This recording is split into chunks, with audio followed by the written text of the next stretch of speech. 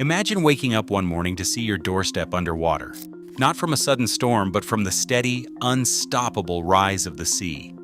Your childhood home, the marketplace where you picked fresh fish each weekend, all slowly swallowed by water. This is not fiction. This is the reality millions of Filipinos face today. The IPCC reports that global sea levels are climbing by 3.7 millimeters every year. In the Philippines, it is even faster, up to 7 millimeters a year in some regions, according to Pagasa. Combine that with sinking land caused by groundwater extraction, constant coastal erosion, and stronger storm surges fueled by climate change, and the danger escalates. The World Bank warns that by 2030, repeated flooding could force 1 million Filipinos from their coastal homes in Manila, Cebu, or Davao. Today, we count down the 10 Philippine cities most at risk of severe, recurring floods by 2030. Number 10. Manila. Pagasa data shows sea levels in Manila Bay rising 13 millimeters per year since the 1960s, far above the global norm. The city also sinks up to 10 centimeters per year in areas like Ermita and Malate because of excessive groundwater pumping. The IPCC projects that by 2030, a moderate emission scenario 10-year flood could submerge 87% of Manila, over 37 square kilometers, affecting 1.54 million residents and $39 billion in gross domestic product. Shoreline erosion has already claimed sections of Luneta Park, and Super Typhoon Uwan in November 2025 served as an early signal of what is to come. Manila battles back with seawalls and early warning systems, yet by 2030, even routine high tides could force evacuations every week. Navotas is Metro Manila's fishing hub, home to 250,000 residents living on a maze of waterways and floating docks. Its low-lying lands and reclaimed fish farms are increasingly claimed by the tide. Ground sinking reaches 6 to 8 centimeters per year, combined with 5 millimeters of sea level rise per year. By 2030, storm surges could cover 40% of Navotas during a 10-year event, affecting over 100,000 people in barangays like San Roque and Tango. Erosion has already eaten 20 meters of coastline, swallowing fish pens and forcing people to relocate. Generations of fishing traditions are at stake. Yet the city is adapting with floating houses and community-driven solutions. The question remains, will Navotas survive the tide or become a memory? Known as the Venice of the Philippines, Malabon is home to 380,000 residents who live along a 20-kilometer network of rivers and estuaries. Its charm comes from river festivals and street food, but water now threatens that way of life. The land sinks 5 centimeters annually, while coastal erosion claims 1 meter of shoreline every year. By 2030, storm surges could flood 35% of the city, including barangays like Tanza, affecting 150,000 people and $2 billion in local commerce.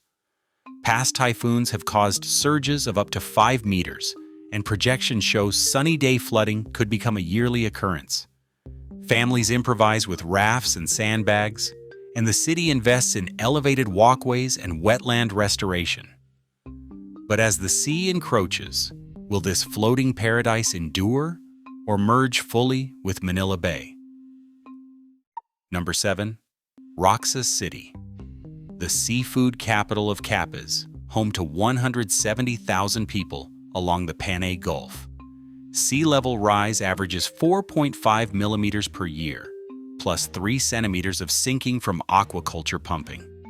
By 2030, 25% of coastal areas, such as Cagayan and Lanoy, may experience severe flooding during 10-year storms, displacing 40,000 people and damaging $500 million in fisheries. In October 2025, Tropical Storm Fengshen caused extensive flooding in Capiz provinces and Iloilo.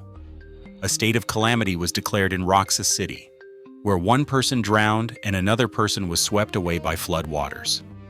Erosion has eaten 15 meters of shoreline in 5 years, threatening landmarks such as Roxas Cathedral. Communities fight back with mangrove replanting and seawalls. Will Roxas City sustain its seafood heritage, or will water force relocation? Number 6. San Jose Antique, a coastal gem on Panay's southwest shore, home to 150,000 people. Sea levels rise 5 millimeters annually, with 4 centimeters of land subsidence from agricultural groundwater extraction. By 2030, storm surges could flood 30% of the municipality, affecting 50,000 people, and causing $300 million in losses to rice fields and ports. Past typhoons like Tino in November 2025 brought surges of 3 meters, reshaping the coastline. Coastal erosion strips 2 meters of shore each year, salinizing soils and displacing communities. Local efforts focus on elevating homes and restoring coral reefs to buffer the waves. San Jose's story is a reminder that resilience is built one action at a time. Number 5. Cotabato City. Mindanao's Delta City is home to 300,000 people. Its fertile lands also make it flood-prone. Sea levels are rising 4.5 millimeters per year, with 3 to 5 centimeters of land subsidence.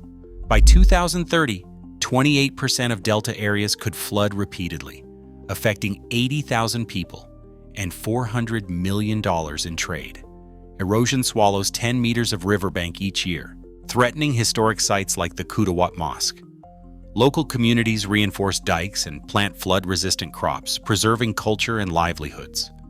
Cotabato's multicultural heart persists despite rising waters. Cebu City is the Queen City of the South, home to 1 million people. Sea level rise averages 5 millimeters per year, with 2 centimeters of subsidence in some areas. By 2030, 20% of coastal zones, including Mandaue, could flood, displacing 200,000 people and causing $10 billion in logistics losses.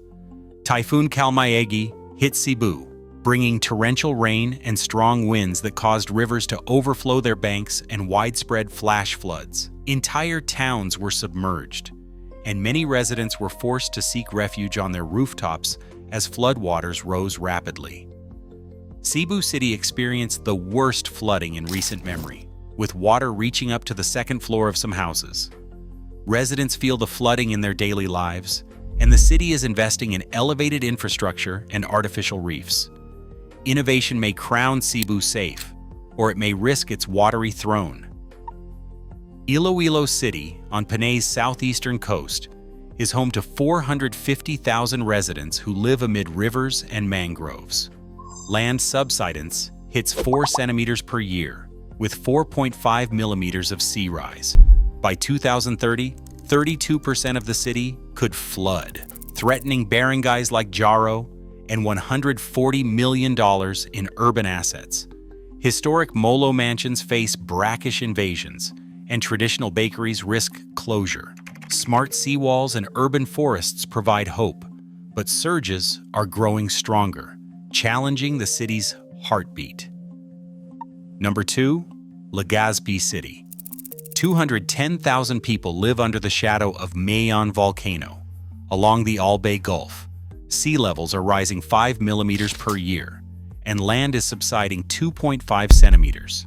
By 2030, 25% of coastal areas could flood, putting 50,000 people at risk and causing $1.5 billion in damages. The city adapts with seawalls and early warning systems. Overseas Filipinos have a chance to support resilience efforts. Will Legazpi endure or retreat uphill? Number 1. Tacloban City. 250,000 residents live on Leyte's eastern shore. Sea level rise reaches 7 millimeters a year, with 3 centimeters of subsidence. By 2030, 40% of the waterfront could flood regularly, causing $100 million in losses. Storm surges could grow 50% stronger, with 20 meters of erosion each year. Survivors rebuild with mangroves and elevated structures, showing the Bayanihan spirit. Tacloban embodies resilience, smiling through storms. Will it remain safe by 2030, or will the sea claim it? 10 cities, 10 stories. Sea level rise, subsidence, erosion, and storm surges converge by 2030. The Philippines has 36,000 kilometers of coastline, losing 20 square kilometers every year to erosion. By mid-century, 13 million coastal Filipinos could be at risk, forcing migration to higher ground. Solutions exist. Mangrove restoration, climate-smart urban planning, elevated housing, and stricter groundwater management can reduce harm. Communities and overseas support can make the difference. This isn't just about sinking cities. It's about Filipinos rising together. As you watch these cities face the tides, consider this question: stay or relocate? Help others understand the risk. Sharing this video is the first step in building resilience together.